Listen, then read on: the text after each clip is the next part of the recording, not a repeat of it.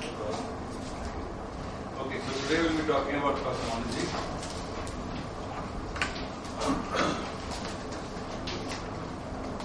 Now, before I even start, I want to make one thing actual solutions, because that is the part which is part of a general relativity course. For that, you need the concepts of GR, and it may be anything. It will be Einstein equation, energy momentum tensor, conservation of that. You may need Penrose diagram sometime or whatever.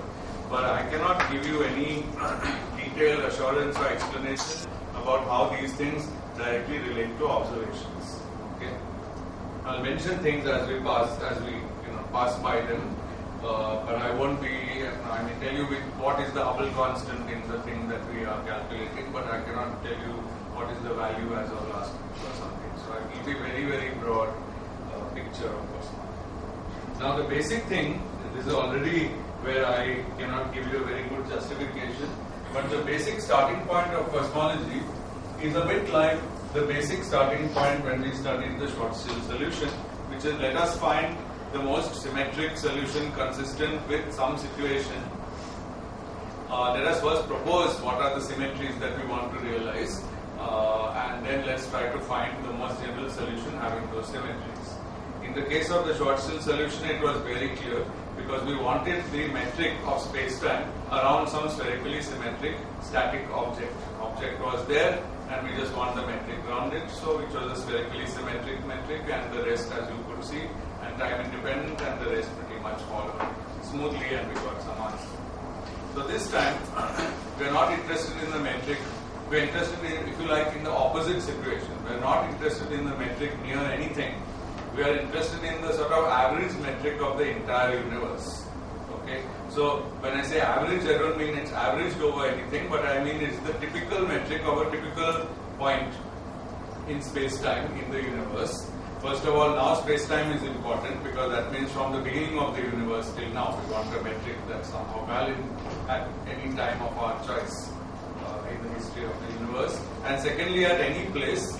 But obviously, we are not now interested in the little bumps and distortions caused by the presence of planets and stars. After all, the universe is mostly empty, but mostly has some average kind of density. So in that sense, I mean average. And the simple fact about the average universe is that it's homogeneous and isotropic. This is really amazing. So we start with this principle that the universe is homogeneous and isotropic. And this is known as the Copernican principle. You all probably know the history of this. It's only a few hundred years since the time that people believed the exact opposite principle, that there is a preferred origin in the universe, and that origin actually is conveniently located on Earth. So from there, of course, then the origin shifted to the sun, because the Earth was around the sun. But then once we learned to look further and further, it became clear that there is really no origin, and the origin that we see when we are on Earth, or even when we think of Earth as going around the sun, these are all illusions in the large scheme of things. So I'm not sure this is how Copernicus put the principle, but this is the principle as we know it today, that the universe is homogeneous and isotropic. So let's be very clear what it means. Homogeneous means every point is equivalent to every other.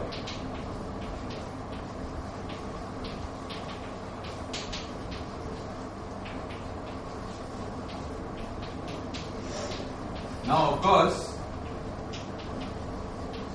we realize that we are in danger of getting our language mixed up, because we are talking about space-time. When we say every point is equivalent to every other, then we should also mean that a point in time in the past is equivalent to another point in time in the future, and observations do not support that fact. So, it's homogeneous and isotropic in space. So what we are looking for is a picture of the universe. We know the universe is expanding, we know that galaxies are moving apart from each other.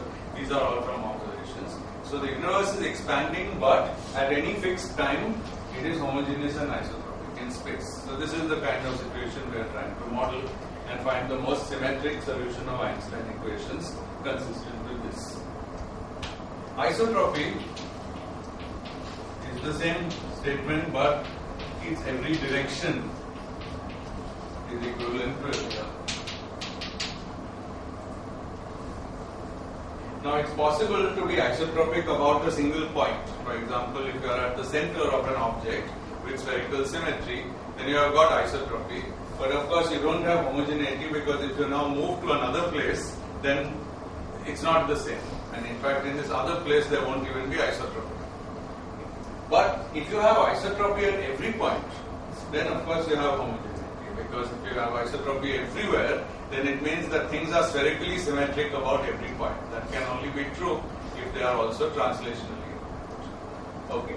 Likewise, if you have isotropy at one point and homogeneity, then you have both of these at every point. So it's very easy. I'm not going to write these things down. We are not trying to look for the exactly minimal statement of it. Finally, this is what we want, both of these things. Okay. Good. Now, what does it mean mathematically? There has to be a mathematical meaning for both. So let's remove these words and write down something which uses killing vector. Okay. So there should exist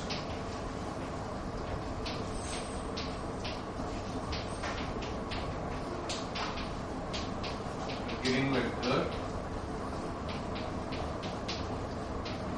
carrying any point to any other. Now you may object that we never said from the beginning of this course that vectors carry anything or killing vectors carry anything, they are just vectors. So what does it mean to carry? Well, of course the vector field defines the direction. So what we would do is to just take a point and then just flow it along the direction chosen by the vector field. So it does have a precise mathematical meaning. Infinitesimally it's very easy because the vector just points in a particular direction, so we can just go epsilon in that direction. If we want to go a finite distance, we have to integrate the vector field along some path. Okay? But either way, this should be possible. As an example, homogeneous in space, in a flat space, the killing vector is just d by dx or d by dy or d by dz. It just translates us. So of course 3 translations will generate some linear combination of those 3 will take us from any point to any other point. Okay, but this is not going to be in flat space. Isotropic is similar. So there should exist a killing vector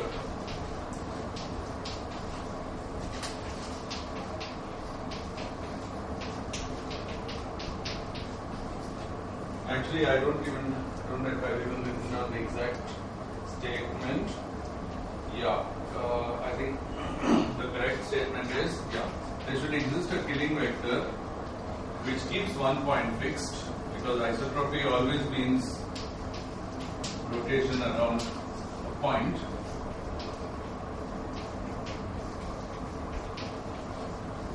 What else should we require of this killing vector? Well, non.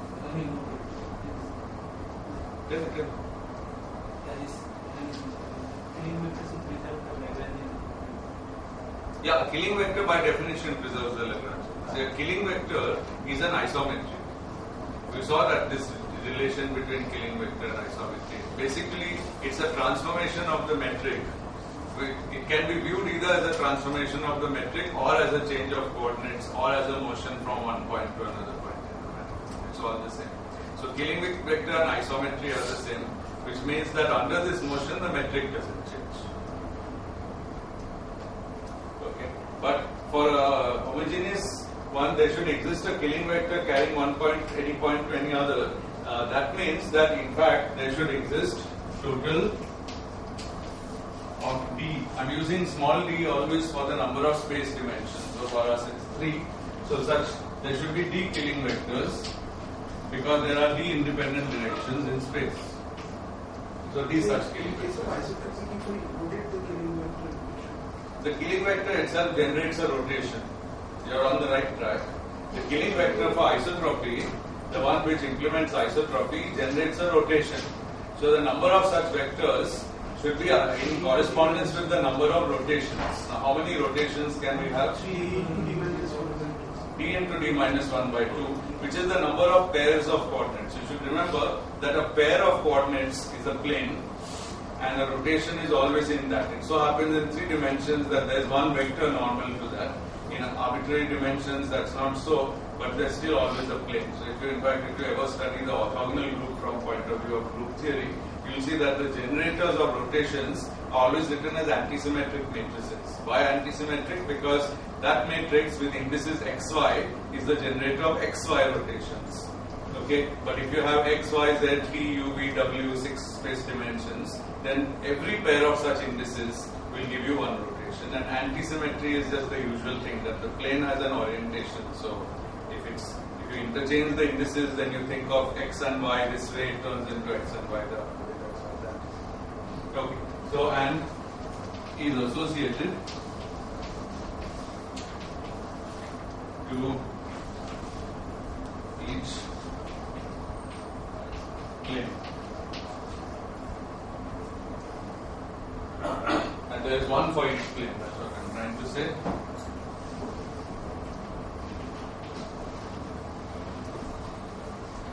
So the total number is d into d minus 1 by 2. So the total number of Killing vectors for this entire story is d into d plus 1 by 2.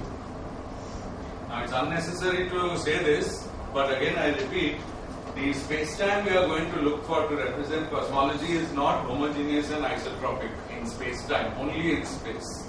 Okay, so it's not going to have capital D into capital D plus 1 by 2 Killing vector. There could be something like that, for example, Minkowski space, which is completely flat in space and time and homogeneous and isotropic in space and time. Will have more Killing vectors. This only has the maximum number of Killing vectors in the space part. Okay, that's d into d plus 1 by 2. And when d is 3, that is 6. Okay, 3 translations and 3 rotations.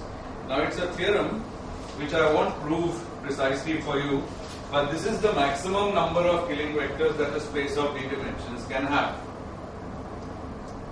Okay, any space of d dimensions can have at most d into d plus 1 by 2 Killing vectors, and so such a space is called a maximally symmetric space.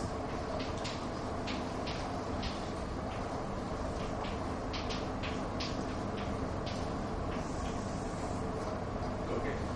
Now the fact that it's a maximally symmetric space is going to be very useful, because in this case, this is of course a huge amount of symmetry which will help us solve Einstein equations. Finally, that's always what we want. But here, it's going to help us in a very nice way, because it's going to constrain the Riemann curvature even before we try to solve Einstein equations. So that's very good. It's going to give an algebraic equation for R, while Einstein equations involve Sir, they were saying that for space dimensions, yes, only we will have d into d plus 1 by 2. Yes. And for maximally symmetric space, is it maximally symmetric space or maximally symmetric d-dimensional space-time? No, space, only space. That's what I was saying. Spatial part is maximally symmetric. The spatial part is maximally symmetric. For any fixed time, the spatial metric is maximally symmetric. But since the metric will be time dependent, let me just say right away, it will be time dependent. So every spatial section doesn't look the same exactly as every other. For example, it may grow in size. Okay, but that won't affect these Killing vectors. So it's going to be maximally symmetric at each time. Then suppose I write a metric which has three spatial, in 4 dimensions. Yes. 3 spatial dimensions and 1 time dimension. Yes. Then I write a metric which has 3 spatial Killing vectors. Yes. And We but want the metric is 6, not 3. but the metric is time dependent. Yes. Can we then call it a maximum symmetric space? No. First of all, we haven't discussed any time-dependent metrics here. We are now discussing only space. We'll come back and talk about time later. Right now, so you are trying to jump to the space-time. I'm not trying to jump to that. I'm trying to make a theorem about maximally symmetric space. This theorem will be useful in cosmology. It's also useful in other things. It's useful in mathematics, in pure mathematics, or it could be useful if you are trying to do physics on a curved surface, not general relativity. You might have a particle constraint to move on some surface. Then this stuff will be useful. So this is all spatial geometry, not space-time dimension. Okay. Now, there's a famous theorem about maximally symmetric spaces, and the theorem says that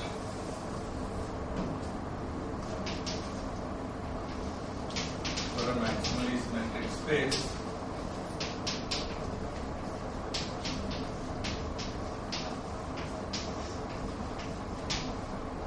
the Riemann tensor, I always use IJKL when I am referring to space and not space-time, is equal to a constant K times GIK GJL minus GIL.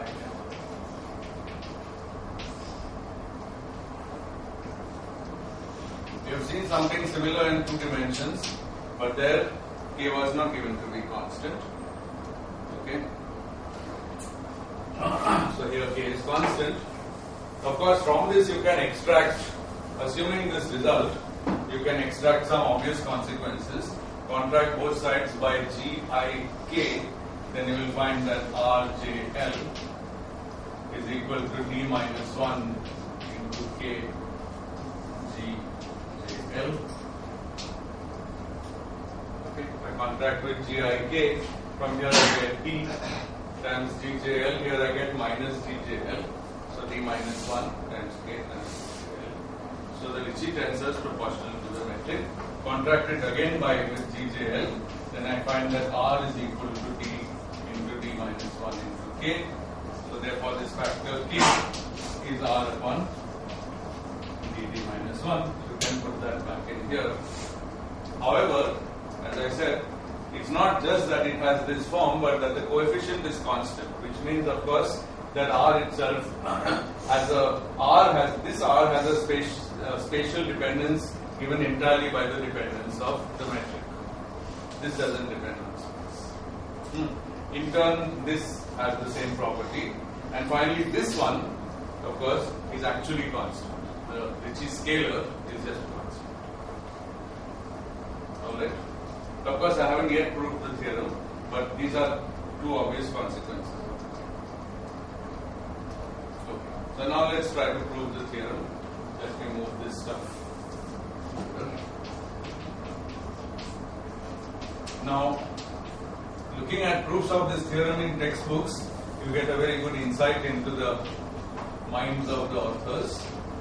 Some people like the algebraic approach, some people like to motivate it and keep talking about it for pages. But actually here Wald is by far the winner. He gives the 3-line proof, which also tells you why it is so. I think that is absolutely lovely. Unfortunately, his notation is very opaque, so I'll give it to you in ordinary notation. So the idea is the following. Isotropy implies there should be no preferred two planes in the space. Think about it the following way. Supposing you were in 3 dimensions, a 2-plane is orthogonal to a vector. We certainly know that isotropy tells us that there is no preferred vector. That's the whole job of isotropy. That's the statement of isotropy. But the more general statement is that the thing is symmetric under rotations, all rotations. Right? If it's symmetric under all rotations, then there should not be any particular plane which can be identified and say this one is special in the manifold. Okay. Now, however, we realize that in general there are some preferred 2 planes in any space with a Riemannian metric, and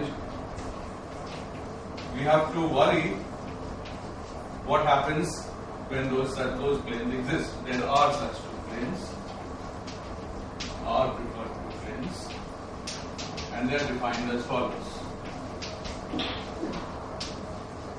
Let's consider the Riemann tensor. Let's be in Riemann normal coordinates for this discussion. So, although the metric of course has second derivatives, but its metric itself is delta ij at that point, just at one point. Okay.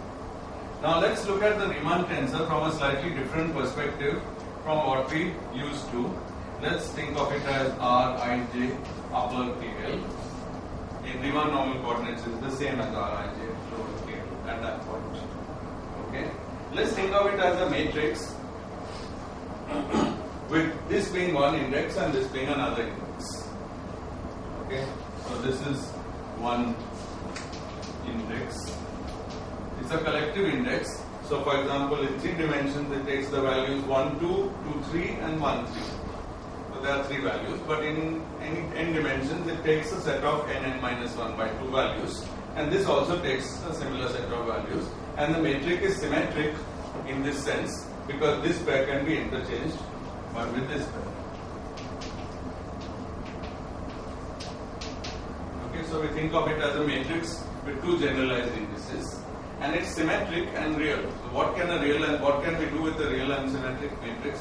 We can find its eigenvalues and eigenvectors. Okay, it has got nice eigenvalues and eigenvectors. So the eigenvector can be written as some. It's a vector in the sense it has one of these 2 indices. So it's also an antisymmetric tensor of second rank with 2 indices. And the eigenvalue equation is that this is equal to lambda Vij. You see, we never thought of the Riemann tensor in this way. We always thought it has 4 indices, but in this way of thinking about it, it has 2 generalized indices, and one can write the eigenvalue equation. Nothing puzzling about the eigenvalue equation. You agree, right? So I don't know why we get this. Because the generalized pair of indices is a pair of all antisymmetric pairs. Supposing we were in 4 dimensions, 4 space dimensions, then KL could take the value for this guy as 1, 2, 1, 3, 1, 4, 2, 3, 2, 4 and 3, 4. That's 6 values. So we use the same 6 values to label this and sum over those 6 values. So it's a 6 by 6 matrix, symmetric under interchange of its 2 indices, and we get good. Okay. Now, this is very bad because if we have, let's say we have distinct eigenvalues. So in general, this is a d into d minus 1 by 2 times d into d minus 1 by 2 matrix. So suppose it has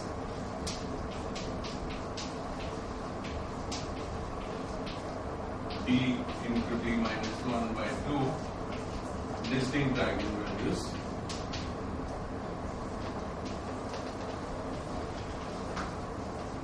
Then we are in some sort of trouble because corresponding to them there are d into d minus 1 by 2 distinct eigenvectors, and each one of them, because it is it has a pair of antisymmetric indices, it specifies a plane in the manifold.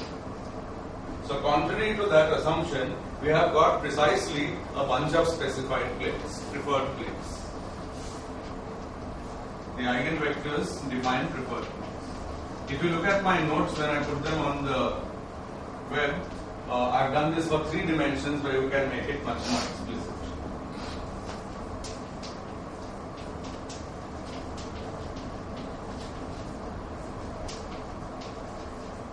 Okay. So what does the Riemann tensor have to satisfy? All eigenvalues have to be equal. If all eigenvalues are equal, then it's proportional to the identity.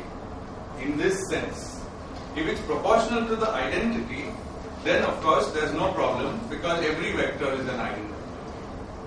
Okay? Then every 2 plane is as good as every other 2 plane. So it means,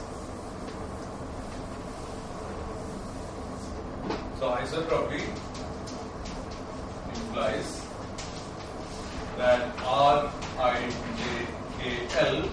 should be proportional to identity. Now, what is identity in 2 pairs of indices? You know what is identity in 2 indices? If this index was capital I and that was capital J, then identity is delta Ij, says that I is equal to J. Okay. Now, it says that I is equal to K and J is equal to L, or I is equal to L and J is equal to K with a minus sign. That's what identity means, right? So therefore, this is equal to delta Ik, delta Jl minus delta Il, delta Jk with a possible proportionality constant.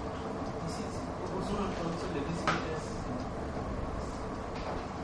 Yes, it is proportional to the contraction of 2 Levy-Civita symbols. that is what I have used in my notes, but that is special only for 3 dimensions, because only in 3 dimensions the Levi-Civita symbol epsilon ijk exists. In higher dimensions it has that many indices. Okay, but in 3 dimensions this can also be, what happens in 3 dimensions, you can use 2 epsilon symbols to convert this to a real matrix with 3 cross 3 matrix. Then the eigenvectors are actual vectors. Then you can put those equal to the matrix proportional to the identity, and use the epsilon symbols to go back to this notation. We'll get the same. You can do it a little bit more explicitly, but this is clearly the identity, because its job is to give you 1 if this pair is the same as this pair, and -1 if this pair is the same as that pair reversed. That is its job, and it's doing it. And here's the coefficient k. This was all done in Riemann normal coordinates. Now we can lower everything and we simply convert it into a tensor equation. So R I J K L in complete generality is G I K G J L minus G I L K. Up to now I haven't proved that K is constant, because in fact we've only used isotropy. Okay.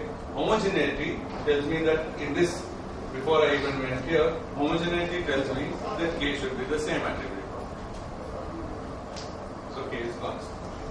So this is nice because it uses isotropy in one step and homogeneity in the next step. Yes? Why should we equal to identity? IJK, I mean, if it has only one eigenvalue, which is k to the minus 1 by 2 times the unit, why should we quotient to identity?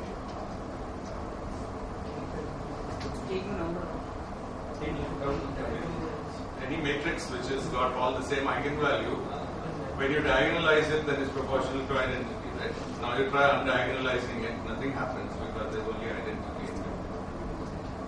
And it's true of any matrix. Any matrix which has all eigenvalues the same is proportional to the identity.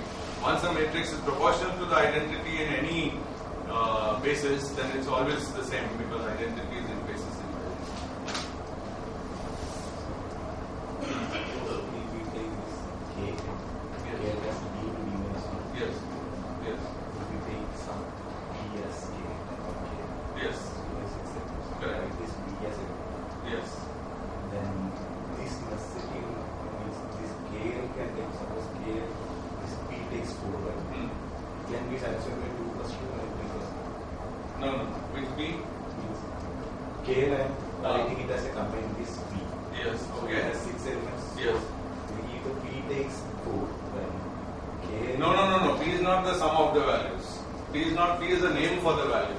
Think of it like this. Supposing we were in D equals 4, just to be very explicit, then KL is 1, 2, 1, 3, 1, 4, 2, 3, 2, 4, 3, 7, right?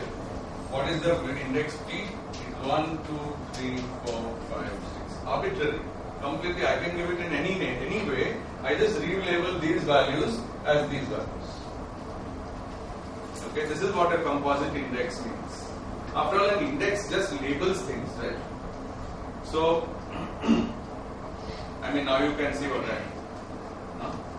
So you can just take a bunch of labeled things and relabel them starting from 1 to the end. They may have been labeled by many other things, but you are free to relabel them however you like. It's just a slight abstraction of the concept of an index. Okay, in 3 dimensions. Anyway, I am not going to go into that now, but please read my notes when I put them up. In 3 dimensions, you can just convert this really, because then you have 1, 2, 1, 3 and 2, 3. That's equal in number to the values, there are 3 values. So 1, 2 can be labeled as 3, 1, 3 is labeled as 2 and 2, 3 is labeled as 1. That is the epsilons. And then everything goes through. Sir, when you convert the decimal to generalized coordinates. Yes. And then Kronecker delta is by definition 1 or 0 if the indices are equal to 1 or yes. equal. Yes. Yeah. Correct. So that definition is true for any frame. Yes. No, that definition is not true for any frame in general relativity.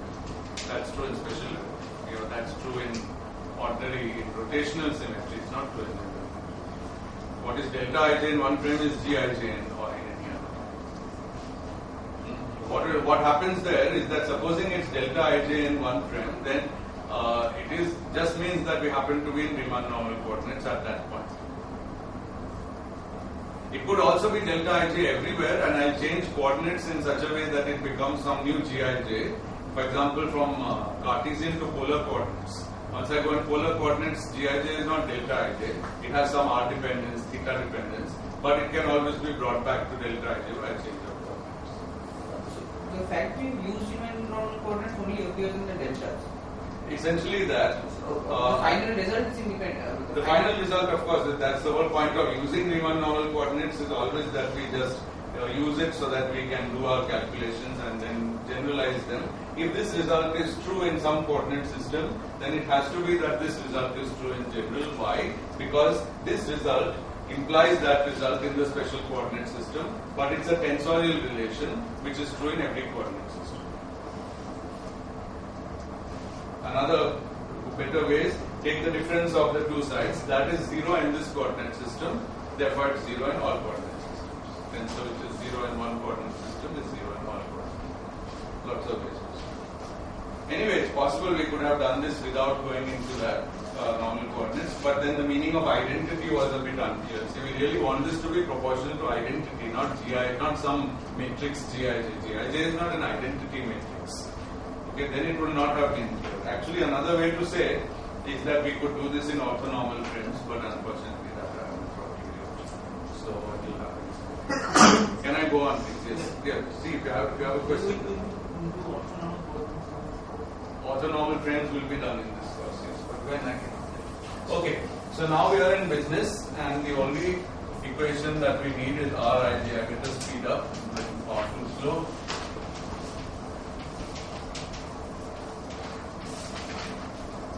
Okay.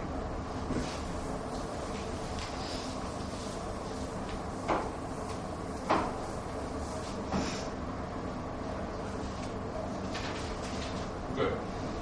Now the most general space-time, which is at every instant of time has the property that it's homogeneous and isotropic in space, can be written in the following way.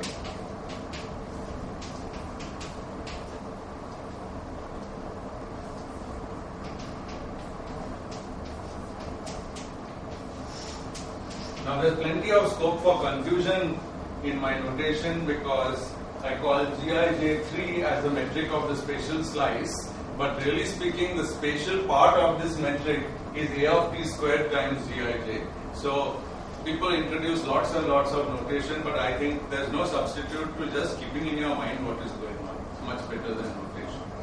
Okay? So Gij is the metric of the spatial slice. Okay. Now why do so A of t is some function of t called the scale factor, and as soon as you look at this, you will say, well, we could have had many more things. We could have had a function of t over here, for example, wouldn't have contradicted homogeneity and isotropy. We could have possibly had a cross term dt dxi if we were careful enough about it.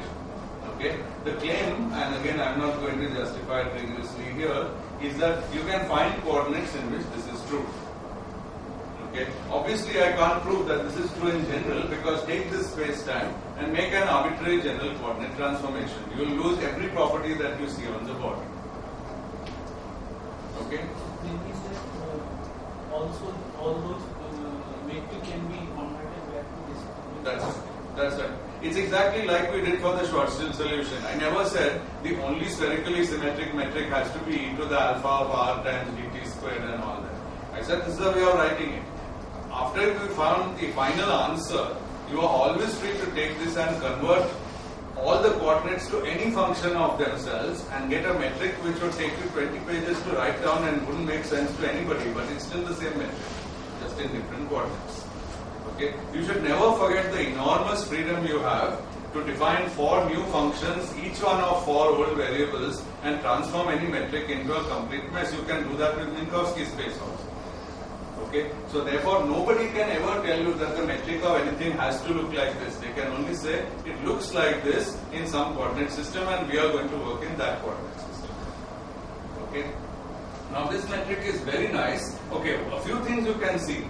if time was parameterized differently, t1 to t prime of t, then a would still be a function of the new t, so we don't know what it is, so that doesn't matter. This would get a factor, so it would be dt upon or dt times some function of t. Okay, but conversely, if there was such a function of t, you could absorb it by redefining that. So the fact that there's just -1 here is not so surprising, because we're not allowing space dependence, because all the space dependence is in this metric. Okay, so this is the metric of a maximally symmetric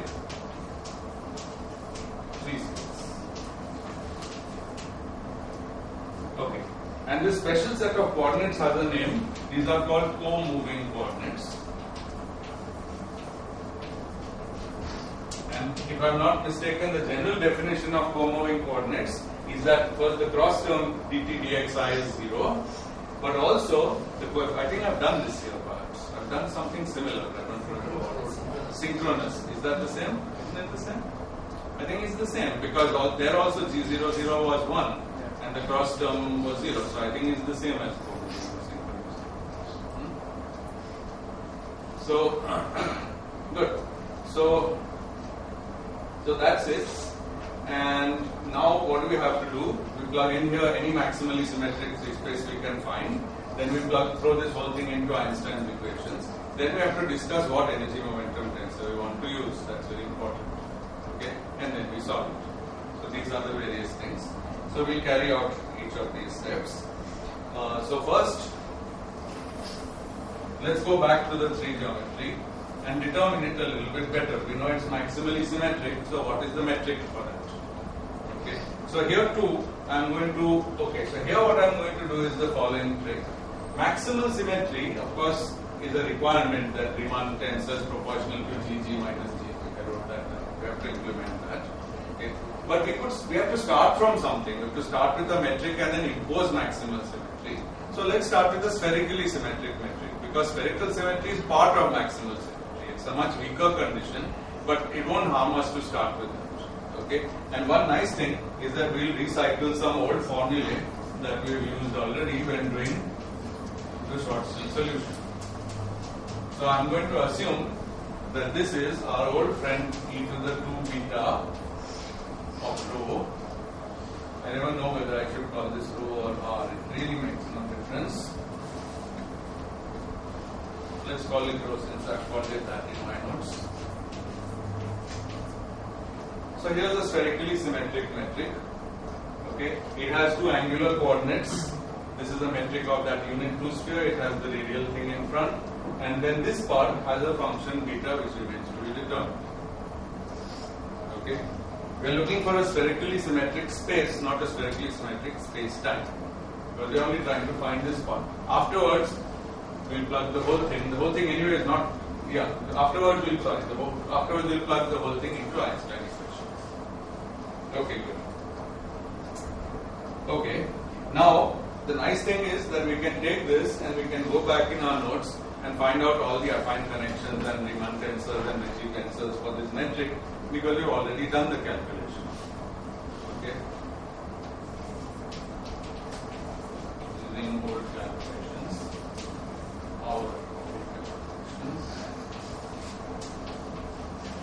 So you won't find it surprising when I write down for you some answers. So let me write them here. R. Now again, notational problem. What is this R? It's the Riemann tensor of the 3 geometry, not the Riemann tensor of the 4 geometry, and it's not even some component of the Riemann tensor of the 4 geometry. It's only the Riemann tensor of the 3 geometry. It's computed exactly as per definition, but with all indices equal to only ijk and never 0. So that comes out as the following answer. Maybe I'll write it on this side. So first of all, it's diagonal, which is nice. I'll put a 3 here to keep reminders of this. 2 upon rho beta prime. You'll see these are all functions we have already encountered. R theta theta 3 geometry is e to the minus 2 beta rho beta prime minus 1 plus 1, and what is R phi phi? Come on, you remember it? with it. Thank you. It's r theta theta and sine square. And it's not going to give any limitations. That's before. That is okay. So now we impose the condition of maximal symmetry, which is that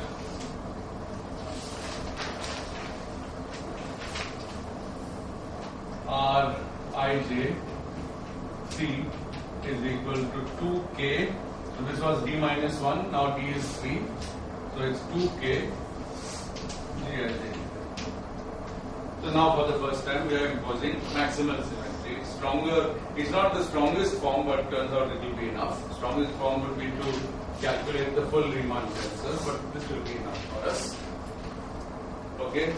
And we expect it won't be too complicated to impose. So let's do it. So what is it? The rho equation, left side is 2 by rho beta prime, and the right side is 2k times g rho, which is e to the 2 beta. Okay, that's the rho equation. And actually, we won't really need much more than that. So let's try to solve this equation. How do we solve this equation? Very easy. Separation of variables. E to the 2 beta comes on this side. Rho goes there. This prime is derivative with respect to rho. So you will believe me when I write down for you at the end that beta of rho is equal to minus half log of constant. This is the integration constant minus k rho square. You can more or less visually inspect that if you differentiate this, you will get, and divide by rho, you will get what you have on the right side. Okay? Now, how do we fix the constant? Well, when rho is equal to infinity, actually that's a dangerous thing to say because rho may never be equal to infinity. We don't actually know yet much about the range of rho, and we'll be seeing in a moment that rho can sometimes be infinity and sometimes not. But how do we fix the constant? At rho equals 0, not infinity. Very silly. 0 is always there. When rho is 0, that's the origin of the spherically symmetric thing. And there we expect that this should go to 1.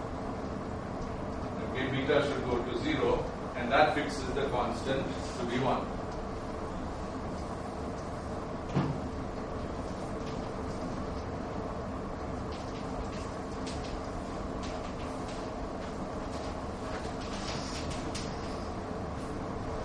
Okay, so we found beta of rho. That's very good. So why this initial condition? Why this condition? Because anything else would make this metric singular.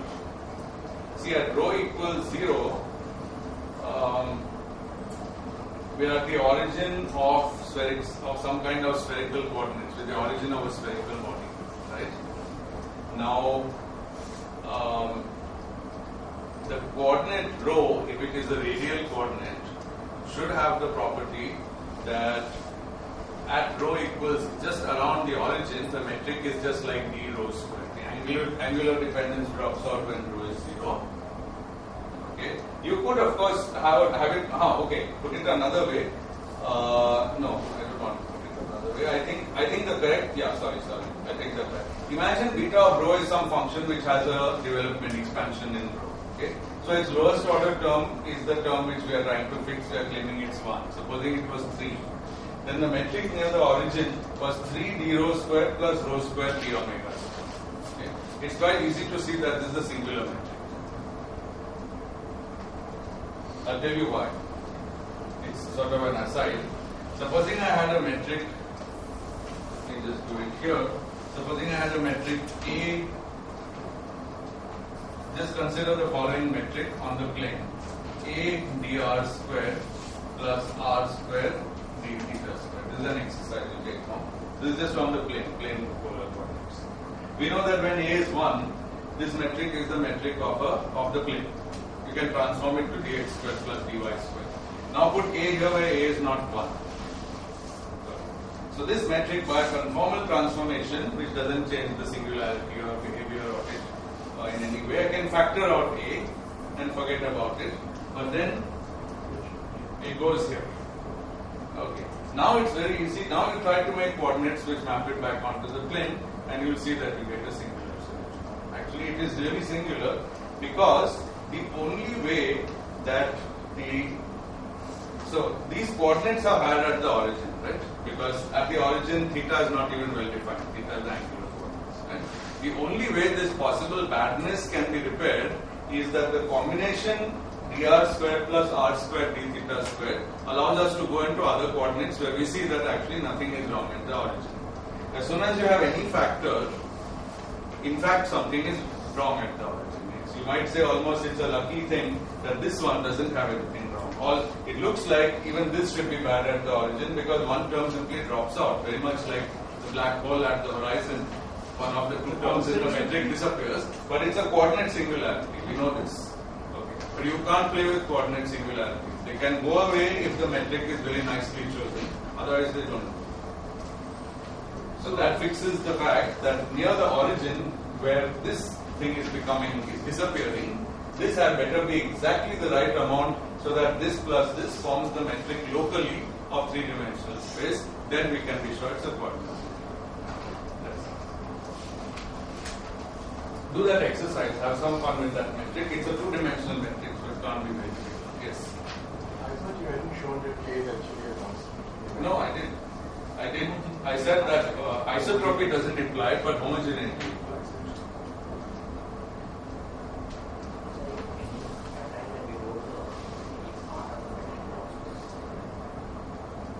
Any part of the metric drops out, it's a singular point for those coordinates. Then you have to worry about whether it's a singular point for the space-time or not, for the space or not. Okay. Because if any part of the metric drops out, it means that that coordinate isn't contributing. You can be arbitrarily separated in that coordinate and still the distance is zero. That doesn't make much sense. However, with theta, we know what it is. We know that the distances in theta are really r d theta and not d theta.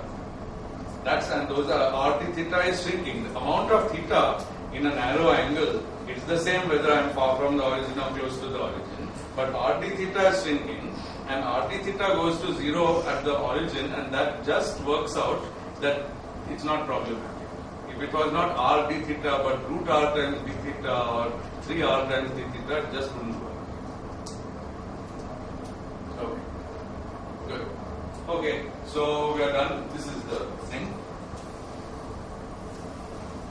And that means we have got the metric. So now let's write the metric.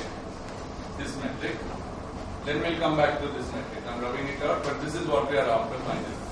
We are still working out the spatial metric. So we just need to take e to the 2 beta. So 2 comes here. The minus gives me a denominator. So finally, the 3 metric, I keep writing it like this, is equal to d rho square upon 1 minus k rho square plus rho square d theta for, at the moment, for an arbitrary constant k. Okay. Now this has an interesting property that k can be restricted using a symmetry of the solution. The symmetry of the solution, it's a scaling kind of symmetry. Okay. Supposing I take rho and replace it by some constant lambda times rho. Okay. Now I don't mind if the result of this is to scale up this whole metric by a conformal factor, because I can absorb it in A of t. Remember that I am trying to put this metric in a space-time, and I am just making a constant scale here. So I can make a constant rescaling to A to absorb that. So I would like this to be a scaling outside the whole thing. So that's good because this picks up lambda square, this picks up lambda square. But here, this picks up lambda square, and therefore I must rescale k to lambda to the minus 2k. What terms k? It's an arbitrary constant. It's an arbitrary constant because basically it's nothing but the Ricci scalar of the space up to a factor. 2k is probably the Ricci scalar of the space. So it's undetermined right now. In fact, it's undetermined at all because it's a constant, and if I can have a space solving Einstein equation with some constant value of the Ricci scalar, I'll be able. Well, we'll see which way it does. K can be No, if negative. it's- K only can be negative. No, I'm coming to that. It has all It's possibilities. arbitrary. Yeah, actually, I would really rather that people should only ask me their confusion and not try to give the rest of my lecture, because I'm giving the lecture, and when I give it, everything will become clear. But if there's something I've already said which is not clear, then please feel free to ask. Okay. So there's a symmetry like this which sends this 3 metric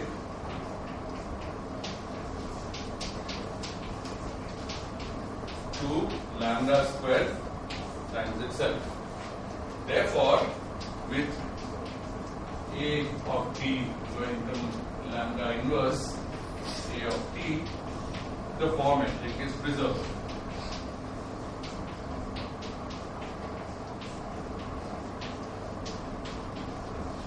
Now notice that this symmetry doesn't change the sign of k. K is positive, then after this it's positive because this is square of a real number. If it's negative, it will remain negative, and if it's 0, it will remain 0. Okay. However, we can use this scaling to fix it to a standard positive or negative value if it's positive or negative already. That means if it's any positive value, I can make it +1. If it's any negative value, I can make it -1. And if it's 0, then the scaling doesn't affect it and it remains 0. So there are actually only 3 values of k that we need to consider: +1, -1 and 0. Okay. Of course, in principle, nothing stops us considering all the other values too. It's just for our convenience we consider these 3 because the scaling allows us to generate any other value from that. Okay. So you shouldn't think of it as a physical decision we have made, just that we can restrict our attention to these 3 cases. Otherwise, there were infinitely many cases, all positive case, all negative case. We have narrowed it down. Okay. Now you are worried that if it's positive, something will go wrong. So we'll worry about that. And it's very nice. It's good that you are worrying about it because the answer will be something extremely pretty and it will teach us some lesson about geometry. Okay, so let's keep that in mind. So using this scaling, we can set k equals +1, 0 or minus. So we can consider 3 cases: +1, 0 and -1. Now, since k is proportional to the Ricci scalar, and the Ricci scalar is a measure of curvature of the space, it's called the Ricci curvature, and it's the only scalar measure of curvature. So when k is positive, we say the 3 space has positive curvature. When it's -1, we say the 3 space has negative curvature. When it's 0, then the entire space is flat because remember, the full Rijkl was proportional to k, part of the maximal symmetry assumption. So Rijkl was 0, so we are very much within our rights to say that this case is flat. You will also see today that flat spaces are not as boring as you might imagine. There are some things about it which we will discuss. Okay, so these are the 3 options. Then in a maximally symmetric space, you have the option for it to be a maximally symmetric space of positive curvature or negative curvature or curvature. These are the 3. Good. So we can now discuss them one by one. Let's first discuss the flat case. If it's flat, then the 3 metric Gij 3 dxi dxj is just our old friend d rho squared plus rho squared d omega 2 squared. And I can exhibit it for you, but I think you know that there is a coordinate transformation from this. This is spherical polar coordinates for 3-dimensional space. So this can also be sent to dx squared plus dy squared plus dz squared by some coordinate transformation. which is something like x equals rho cos theta cos phi, y equals rho cos theta sin phi, and z equals rho sin. Okay, good. Now, in the discussion last time on Penrose diagrams, we had made a point that the range of coordinates is a very important thing. Okay. Now, up to now, we haven't said anything about the range of any coordinates, so it's up to us to specify. So we better make use of all our options, because finally we'll be matching with some experiment. So we can't choose the options only which we like. We need to explore all possibilities. And we have a very interesting possibility here. One is that minus infinity less than x, y, z less than plus infinity. This space goes in mathematics by the name R3 or Euclidean 3 space. Is the space we commonly think about. But there are other possibilities, and here's an extreme example: 0 less than or equal to x, y, z less than or equal to 1. Let's assume that they are finite values. Now, this is nothing but a 3 box.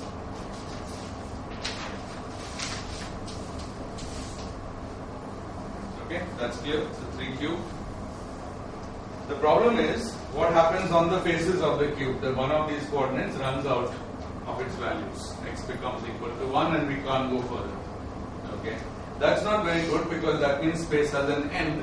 So it means by traveling sufficiently, we'll for one fine day reach the end and we'll say, okay, that's the end of space. That's something we've not found. And it's not very nice or very natural. But there's a simple, open box. Open box is actually the same as the first case.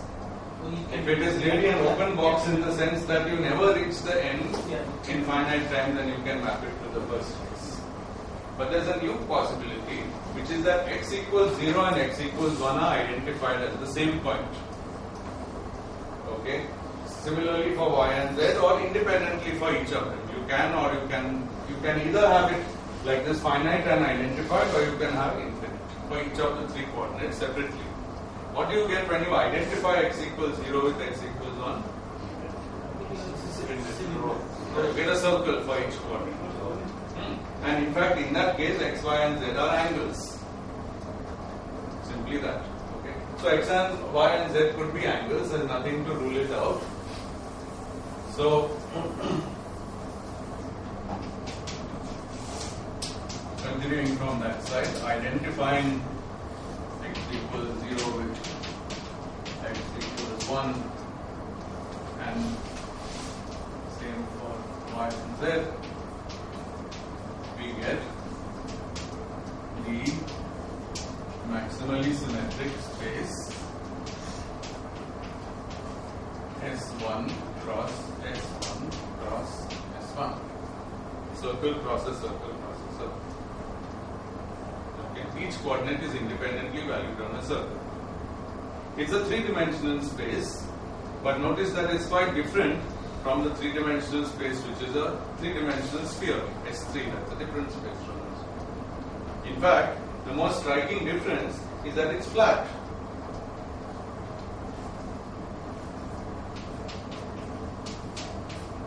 Started with that. That's how we ever got to this metric. This is a flat metric. Okay. Is it the only flat compact? Yes. Exactly. So basically, the rule is, if you don't want to go into details of differential geometry or topology, all you need to know is this: given a direction which is not linked to any other, because this is flat, so the metric has absolutely no dependence on x, y, and z. So each direction is doing its own thing. This already tells you by separation of variables that the space is the product of 3 spaces: the x space, the y space, and the z space. If there was any functional dependence, it wouldn't be so. Okay. Given that, each of them individually can either be infinite or can be, as we say, compactified on a circle, and then it's angle valued. So you can have intermediate possibilities like S1 cross R, or S1 cross R cross R. R cross R is just otherwise known as R2, or you can have R cross R, which is otherwise known as R3, which is the first possibility. I emphasize that without an experimental observation, these are all possible geometries for the maximally symmetric spacetime that describes our universe. Okay? And there is a clear experimental test in principle for this, which is if this is the geometry, then travel in the x direction for a sufficiently long time and you will come back to where you started without having changed your direction of motion. Okay? And if this happens for 3 independent directions, then this is the case. It could happen like this, it could happen like this. There are more complicated things you can do because it could be some combination of directions which have periodicity and so on. So there are many things. But the generic name for such things is torus. So this is called 3 torus. S1 cross S1 alone is called the 2 torus. It's more familiar to us. We draw it like this. Whenever we draw it like this, we get very puzzled because it looks curved. We can't make this out of a flat piece of paper, for example. You can make the cylinder out of a flat piece of paper, but next time you try to do this and your paper gets ruined. So it doesn't look flat. It's one of those facts of life. It is flat. Its Riemann curvature tensor is 0. Its metric is delta ij. The reason it doesn't look flat is that it has no flat embedding in 3 dimensions. So it's not the fault of the torus, but the fault that we in 3 dimensions are trying to make it. Just for your information, because people, including some good, otherwise good physicists, often confuse the look of this thing with the fact that it's curved. It's not curved. Okay, it's this. This is S1 process. Just keep that in mind. However, the other thing which looks equally curved, S2, is really curved. Okay? One of the great things about what we are doing is that I have given you equations to test whether something is curved or not. You can apply those equations to this, whose metric is that, and without much calculation, I'm sure you can see that everything on the Riemann curvature is 0. But soon we'll find a metric for some. We've already seen a metric for S2. Now we'll find a metric for S3, and it's very much curved. Okay? So this completes my discussion of the k equals 0 case. And now we can go on to do k equals plus 1 and minus 1. First, let's do k equals plus 1, which is the one that's worrying people with good reason, and we'll see how cleverly the space solves our problem.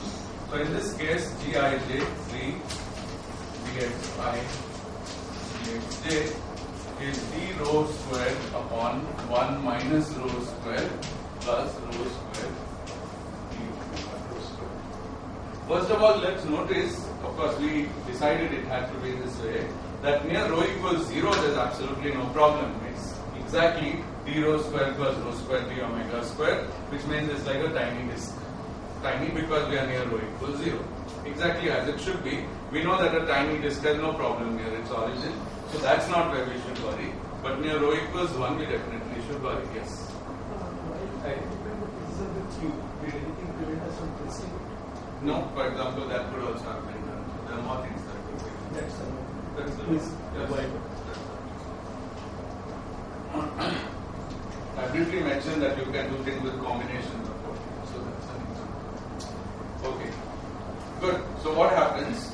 Well, the first thing to note about this space is that we hadn't decided what are the values of rho, but we better decide now if we don't want to be faced with a space that at some value is turning into a time. Okay, that certainly we don't want. This is a maximally symmetric space and we would like it to remain a space. So we'll simply say 0 is less than or equal rho is less than 1. We are not yet out of trouble because we need to know what happens close to rho equals 1. But we are certainly within our rights to do it, and also we have to do it. Because if rho is greater than 1, then we are in all kinds of trouble. So the next question is, well, what is this space, this whole thing, geometrically? So for that, it's completely natural to define some coordinate, new coordinate chi, such that d chi is equal to d rho upon square root of 1 minus rho squared. If we could do this, then the first coordinate is d chi squared and we are free of trouble. Well, this we certainly can do. It's nothing but a differential equation which we can integrate. And what's the integral of the right side? Sine inverse. So chi is sine inverse of rho. Since rho goes from 0 to 1, chi goes from 0 to pi by 2. We'll allow this. We'll see what happens here. Okay. So therefore, this metric now is b chi square plus, what should I put in place of rho square? Sine square chi. And now I am writing what's in the brackets, d theta square plus sine square theta d phi square. Now can anyone identify what this is a metric of? First of all, it's a three-dimensional space. Who said three sphere? Okay. And based on? I think it's a two sphere inside that. It is exactly the, sorry. Inside you have a two sphere, and then again you have the coordinates. Good. Of course, that doesn't prove it because your argument would have said that this is also a three sphere, but this is a singular thing. Again, these are all things that have to match just right. If you think about this, you'll understand why this is a three sphere. And indeed, what you're saying is right, and it is. So first of all, this is the metric of the three sphere S3. Let's just think physically or geometrically about this part. This part we have all agreed that is the metric of the two sphere. We have been using it for 2 months, so you can't now question this. Okay? What is it really? Near theta equals 0 is d theta squared plus theta squared d phi squared. What is that? It's a disk. So for near small theta, theta behaves like a radial coordinate, and we found a little patch which is a disk. The patch, this disk grows as theta becomes bigger, but we would have a disaster if, we would have a disaster in the sense we would have a space that grows without limit if theta was allowed to be unbounded. Okay? The trick is the function theta squared over here slowly changes over to sine squared theta, and that actually causes this space to close over on the other side and make my sphere. Exactly the same thing has happened here. If this was rho squared, it looked like an expanding two sphere, but being sine squared chi, it has allowed that two sphere to go around and close on the other side into a three sphere. At least one thing is perfectly consistent, that we have three coordinates chi, theta and phi, and all of them are angle valued. So at least we know that it's some compact thing, nothing is going off to infinity.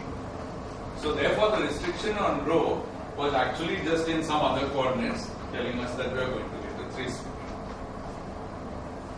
Great. Okay. Now in this case, there aren't that many options like we had in the flat case about choosing the values. Basically all the values are chosen. Theta has the range it has, 0 to pi or minus pi by 2 to plus pi by 2. And this has the range 0 to 2 pi. And this now has the range 0 to pi by 2. So there's nothing much we can fiddle with. There's one slightly conky manifold called RP3, which is half of S3 identified in some way. You could always do that, but it's not very exciting.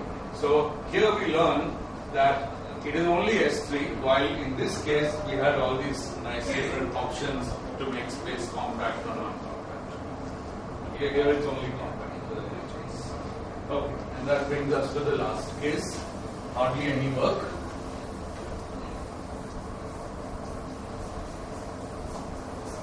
K equals -1. So same change of coordinates, but d rho over root of 1 plus rho square. So define chi to be sine hyperbolic inverse of rho. Alright. Rho, by the way, now since k is plus 1, so this is d rho. First let's write the metric. So d rho square over 1 plus rho square d omega rho square. Now there's no problem with rho, it can go from 0 to infinity. Okay, and there's no natural way to stop it doing that. And when we make this change of variables, this becomes d chi square plus sine hyperbolic square chi into this. So it's still some three space in which there's a two sphere that's moving around in chi, but it can move arbitrarily far away because this thing just keeps becoming unbounded. So it's some three space, and the best we can do right now without more work is to just say it's a hyperbolic vector space.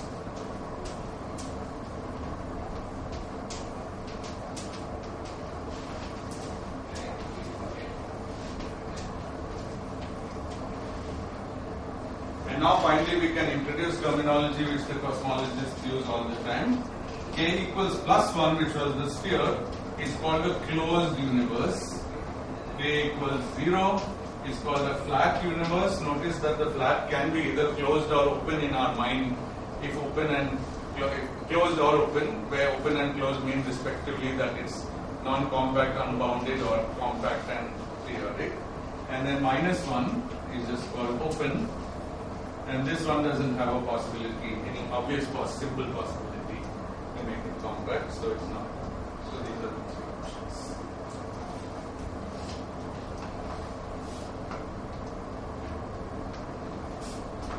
Okay.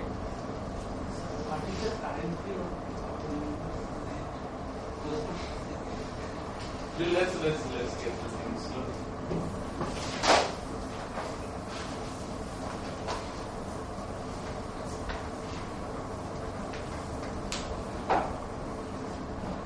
First of all, the current view of our universe should be the view of its form metric. I don't think, for example, I think it's close to flat, and if it is, when it's flat, whether it's periodic or not, as far as I can understand, that's still an open question.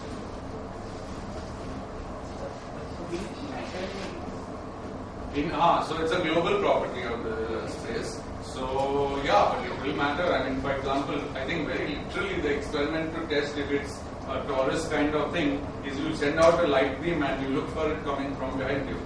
Not such a difficult thing to think of, difficult to do, but it's very precise. It matters in that sense. Okay, it won't make any difference to things inside this room, but it makes difference to global experiments. Okay. Good. So putting everything together, the metric of space-time is this, and it's amusing that we've had so much fun without even bothering to solve Einstein's equations. You simply have enumerated some possibilities. We don't even know if there is one solution corresponding to this possibility. We were simply playing around with maximally symmetric spaces, and we never imposed Einstein's equations on them because they're not supposed to. We're supposed to impose it on the space-time. Don't ever forget that the equation has r mu nu minus half g mu nu r. So at least that r gets contributions from all pieces, including r t t, which we haven't even discussed. So now it exactly is what we are going to do. That's what we are going to do. We still have 10 minutes before we start in 10 minutes late. Okay. So what's the first thing that one mindlessly does when one is faced with this metric? One writes down all the Christoffel symbols. Should I do it?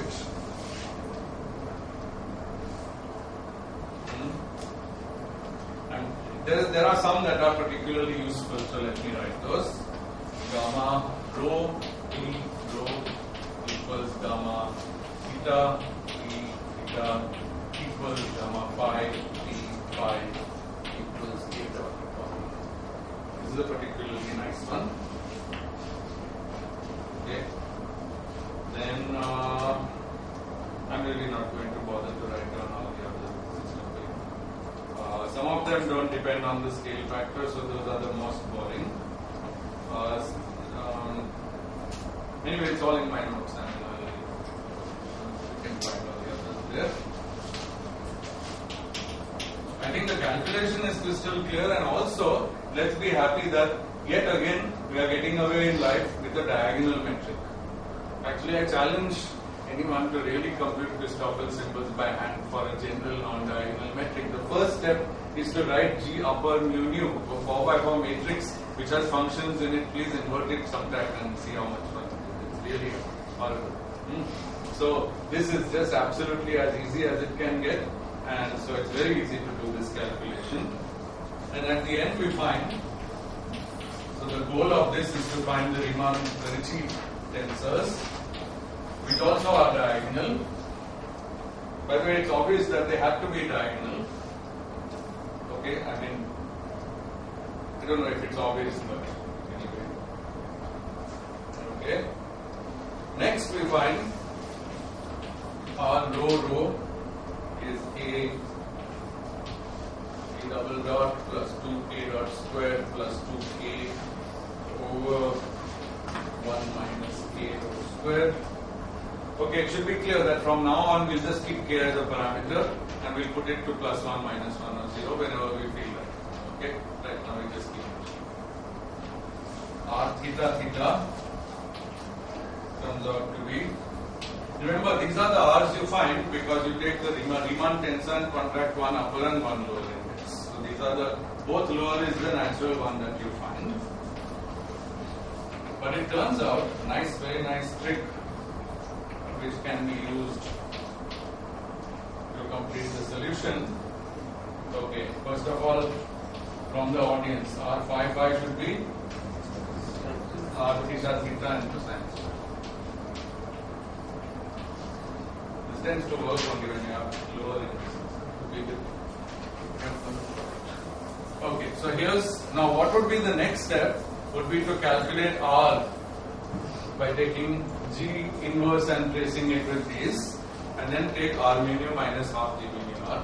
But there's a nicer thing to do, which is, first of all, let's consider the equation we want. R mu nu minus half G mu nu R equals 8 pi G mu nu. Taking the trace of this equation, we find that minus R is 8 pi G T, when T is equal to G mu nu. Right? Therefore, the same equation can be written R mu nu equals 8 pi G T mu nu minus half G mu nu T. So therefore, we've got rid of the job of calculating R. T will actually be a simpler object. You can anticipate, we had already discussed T, and T was going to be some perfect fluid. Perfect fluid depends only on pressure and density. So it will be very simple to calculate the right side from perfect fluid. Okay? So this is how we use it. And the next step, which is really a very... Yeah, it's going to be a model. So I'm anticipating that whatever the model, the right side will be simpler. Generally, the right side is simpler. Okay. And one more trick is to raise one index and write the equation in this form. Why is this nice? First of all, what do I write in place of this?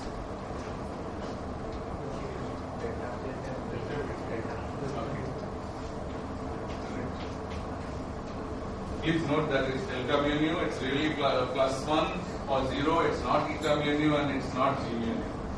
Okay? Because when you raise the index of G, what you're doing is multiplying it by its inverse. Inverse of a matrix always gives a delta. Okay, that? Okay. Why have we done this? Well, as soon as I write R in this basis, one up, index up and one down, you will see why. So R Tt, for this one we don't gain much. This is 3 A double dot upon A. The sign changes because G 0 0 is minus 1. But in this one, this factor goes away. In this one, this factor goes away, and in this one, this factor as well as this factor go away. And we find that R rho is the same as R theta theta is the same as R phi is equal to A double dot plus 2A dot square plus 2. So it's a nice basis where the maximal symmetry, the isotropy in particular, is visible to the naked eye. Okay, so if you want isotropy, now is the statement that all these three are equal. So this part of the matrix, 4x4 matrix R mu nu, the 3 part of it is proportional to identity with this proportionality. Secondly, nothing here depends on R, on the x's, only on time. They depends on time, it's a scale factor, k is constant. So finally everything depends only on time, so that is homogeneity. Nothing depends on space. Okay? So you can see in this form manifestly the symmetries. The next thing we have to do is to settle what energy momentum tensor we want. And for that, we will now finally, for the first time in this lecture, make some assumption beyond just symmetry. So the assumption As usual, these assumptions are made partly to just find some solution of the equation. Then if the assumption is bad, we can try to improve on it. So T mu nu is of perfect fluid type. Now notice that a perfect fluid, so let me, in anticipation, I am going to write it again with one index up and one down. It's P plus rho u mu actually maybe I should, I think this is good, plus P delta mu nu. We've already derived this for the perfect fluid. I think we have 5 more minutes because we started 10 minutes late, no? Or is it enough? We have? Okay, fine. Okay. So this is the perfect fluid form, but it's up to us to to choose the 4 velocity of the fluid, u mu. Okay, only subject to u mu equals -1.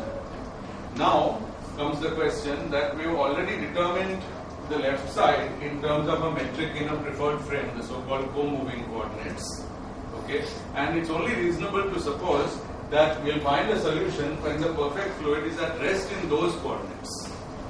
Okay. However, again, because some of the books write very confusingly, you should not think that isotropy is true only in co-moving coordinates. Isotropy is true in any coordinate system. In fact, maximal symmetry is the relation between r mu nu lambda rho, sorry, r ijkl and this thing. Okay. How do I put it better? Yeah, I'll just repeat. Isotropy is maybe I mean, it's a property of the 3 geometry. So maybe I'm going too far in saying it's true in any coordinates, but it's true in. Okay, wait. I slightly withdraw that statement. Within the 3 geometry, of course, it's true in any coordinates, and in fact, it led to a coordinate independent statement. However, I'm trying to understand if we did an arbitrary transformation mixing up space and time, then presumably in those coordinates we would not see any isotropy. I mean, there would be, but there would be something which is that we would, probably we wouldn't see any. Or would we? Would we not still see 6 Killing vectors? Are those Killing vectors? You see the D algebra of isotropy as a subalgebra of the Killing space. You still see that subalgebra structure in the Killing space. That's the same statement as saying I would see the Killing vectors. Killing vector, we see different Killing vectors, but I mean. That's fine. I would still see 6 Killing vectors. Have we convinced ourselves that the Killing vectors of the space are also Killing vectors of the space-time?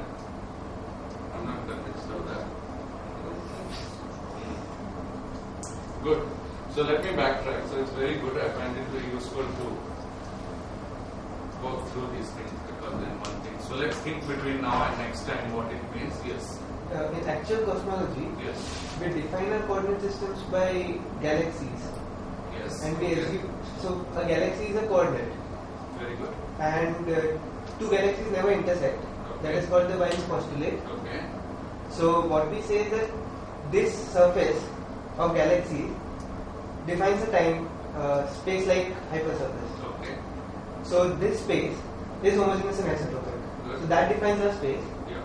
And since galaxies define our coordinates, so u mu is 0 for galaxies. I mean, not 0. I mean, u mu is Stationary. Yeah. The fluid is at rest. The fluid is at rest in our Good. this Thank you. space. Thank you. That's exactly what I was going to claim. I was just trying to think what is the exact reasoning. So you have given one reasoning based on galaxies, which sounds right to me. But more abstractly, the statement is that if we are trying to find a solution in these co-moving coordinates such that the space is maximally symmetric, then that solution should be sourced by an energy momentum tensor for a fluid which is at rest in the same coordinate system. That is the statement. Okay. And I think actually this has to do with the very meaning of synchronous coordinates or co-moving coordinates. And maybe I didn't think about it. I didn't think through the argument clearly enough, so I'd like to try again. But the conclusion is that the fluid should be at rest in those coordinates. Yeah. What is interesting is that in moving frames, if there are 2 moving observers, though each of them are in relative motion, but each of them will see the same here in isotropic. Yes, exactly. That is Exactly. the thing. Basically, what's happening is that in co-moving coordinates, the time part of the metric is dt squared. So everybody's time is the same as everybody else's. So a time interval, there is no debate about it. It doesn't depend on where you are in time nor in space. It's completely independent of both. That is the, and of course the fact that time and space are not mixed. No DT is That's right. So anyway, so the conclusion I want to make is that the fluid should be at rest in these coordinates. So it should be taken at rest in these coordinates.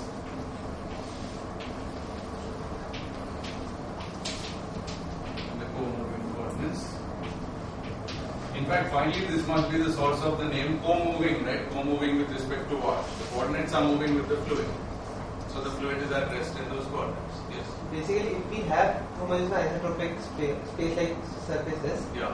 then we can redefine our coordinates such that u mu becomes zero. Not zero. I mean, the fluid elements stay at rest. No. See, we have already chosen our coordinates because we have already decided that our metric is of this Robertson-Walker form, which I wrote.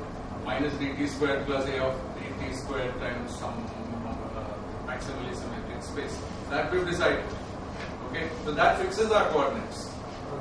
Okay. Now, when we introduce a fluid to be the right-hand side of the Einstein equation, we have to decide whether the fluid, what four velocity the fluid has in those coordinates in which we are working. After that, of course, it will have whatever four velocities has in any other coordinates by coordinate transformation. But we need to know that in one set of coordinates. So the claim is that in the co-moving coordinates that we have chosen, we would get a metric of the form we are looking for only if the fluid is at rest. Otherwise, presumably, we won't get any metric. We won't get any solutions. Now, we have already talked about a fluid at rest in some coordinates before, if you remember. And the condition u mu equals -1 and u mu equals u p component and 0, 0, 0. This is the condition that it's at rest, and this has to be always true. Okay, but if you combine them, if you remember with the Schwarzschild metric, we got a non-trivial factor e to the 2 alpha here. But now GTT is really -1. So from this we actually get that u mu is 1, 0, 0. So much simpler than the previous case. 1 or -1, it doesn't matter, but choose 1. And therefore, now I don't want to rub out in, but I also have to in. So, therefore, just let me write T mu nu and then I'll end. So, T mu nu has the form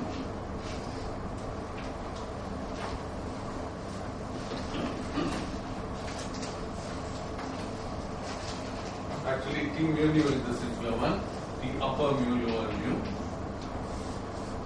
has the form minus rho p.